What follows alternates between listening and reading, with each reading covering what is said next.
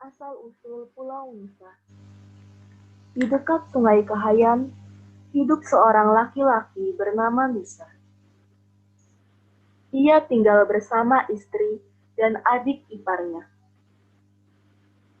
Untuk memenuhi kebutuhan hidup mereka, mereka bercocok tanam. Suatu saat, kemarau melanda desa mereka.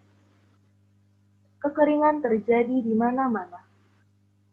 Sungai Kahayan pun lama-kelamaan surut. Tanaman mati karena kekurangan air. Kemudian, Musa dan keluarganya pergi meninggalkan desa itu untuk mencari penghidupan yang lebih baik. Dengan menggunakan perahu, mereka mengarungi Sungai Ruhan. Tiba-tiba, di tengah perjalanan, ada sebuah pohon besar yang tumbang, sehingga jatuh melintang di tengah sungai. Perahu Nusa terhambat dan perjalanan tidak dapat dilanjutkan. Mari, kita potong pohon ini, Dek. Ujar Nusa kepada adik iparnya. Mereka berdua mencoba membelah batang pohon besar tersebut. Namun, setelah sekian lama mereka mencoba, belum juga berhasil. Sementara itu, hari semakin sore. Mereka belum juga makan. Aku akan mencari sesuatu ke dalam hutan untuk kita makan. Kau lanjutkanlah pekerjaan ini. Kata Nusa kepada adik iparnya. Lalu, ia masuk ke dalam hutan. Selang beberapa saat, Musa kembali ke perahu mereka dengan membawa sebutir telur raksasa.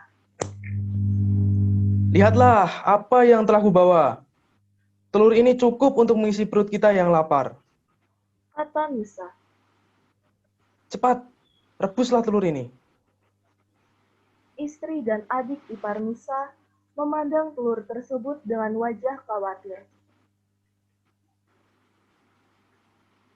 Bang, lebih baik jangan memakan telur itu.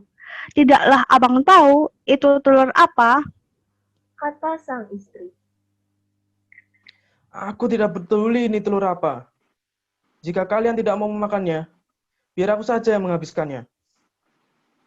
Lalu, Musa merebus telur itu dan memakannya hingga habis. Pagi harinya, ketika terbangun dari tidur, Musa merasakan tubuhnya gatal luar biasa. Muncul bercak-bercak merah. Ia panik dan meminta istrinya membantu menggaruk tubuhnya. Namun, rasa gatal justru semakin menjadi. Bukan hanya itu, bercak-bercak merah itu lalu berubah menjadi sisik-sisik sebesar uang logam di seluruh tubuhnya. Kemudian, adik iparnya pergi mencari pertolongan. Maafkan abang, Dek. Rupanya telur yang abang makan semalam itu adalah telur naga. Beginilah jadinya. Lama-kelamaan, tubuh abang akan menyerupai naga. Kata Nusa dengan sedih. Adik ipar Nusa datang bersama serombongan warga. Mereka sangat terkejut melihat keadaan Nusa. Tubuhnya sudah ditumbuhi sisik dari dada sampai ujung kaki.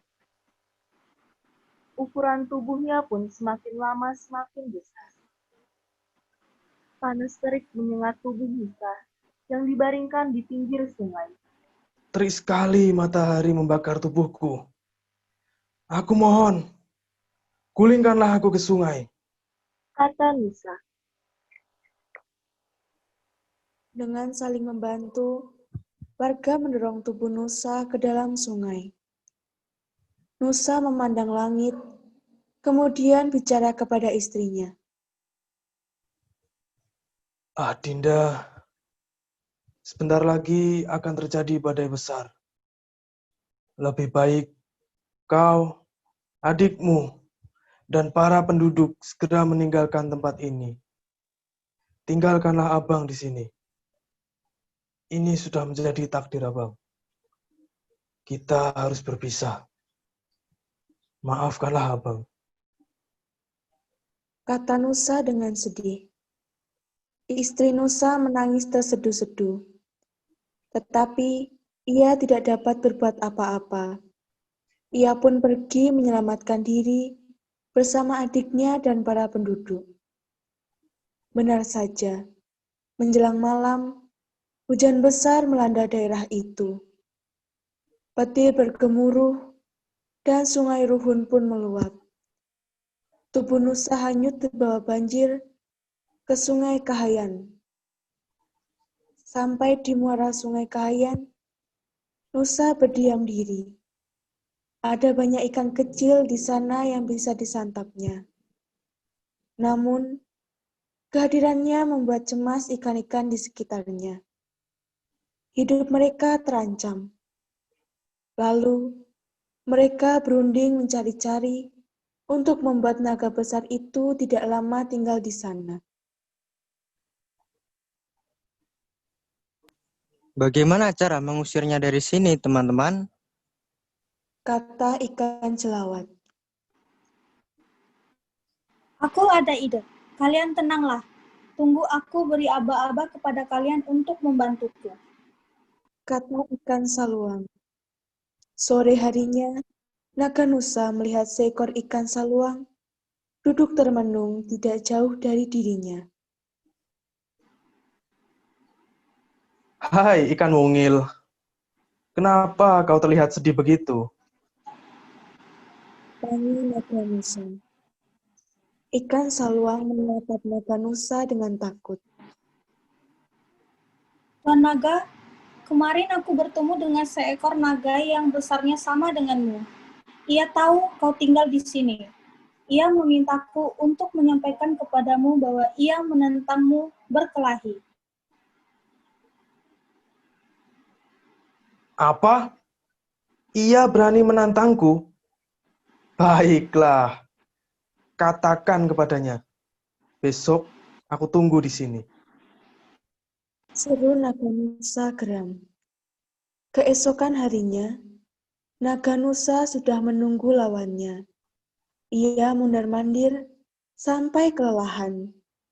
Tetapi tak satu pun ikan datang. Bahkan ikan saluang pun tidak muncul. Nusa pun kelelahan dan tertidur.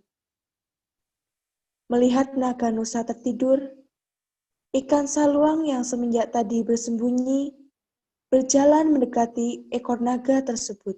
Tiba-tiba ia berteriak. Tuan Naga, musuhmu datang. Naga Nusa terkejut dan memutar kepalanya ke arah ekornya. Geraknya mengeluarkan bunyi mendesau yang sangat keras. Nusa mengira bunyi itu adalah bunyi musuhnya. Dengan cepat, ia menggigit ekornya, karena dikiranya itu adalah Musa yang datang. Nusa melolong kesakitan. Ikan saluang segera memanggil teman-temannya dan bersama-sama menggerogoti luka di ekor naga Nusa. Nusa semakin kesakitan dan bergerak-gerak sekuat tenaga menghindari gigitan. Ribuan ikan kecil di ekornya, lama-kelamaan ia kehabisan tenaga, kemudian mati. Semakin hari, kerangka naga yang mati tersebut tertimbun dan ditumbuhi pepohonan. Lama-kelamaan, kerangka yang ditumbuhi pohon itu semakin luas, sehingga membentuk sebuah pulau. Pulau inilah yang dinamakan Pulau Nusa. Letak pulau ini di Sungai Kahayan. Demikian asal-usul Pulau Nusa. Terima kasih.